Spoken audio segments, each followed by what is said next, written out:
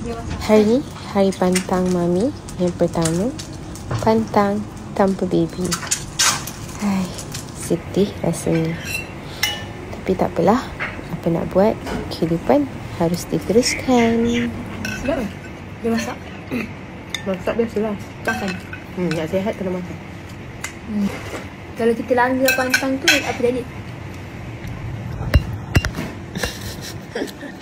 Kalau kita langgar pantang tu, apa jadi Mami? Jadi tak sihat lah. Nanti susah lah Mami nak pregnant balik. Oh macam tu. Kalau jaga, InsyaAllah senang lah nak pregnant balik.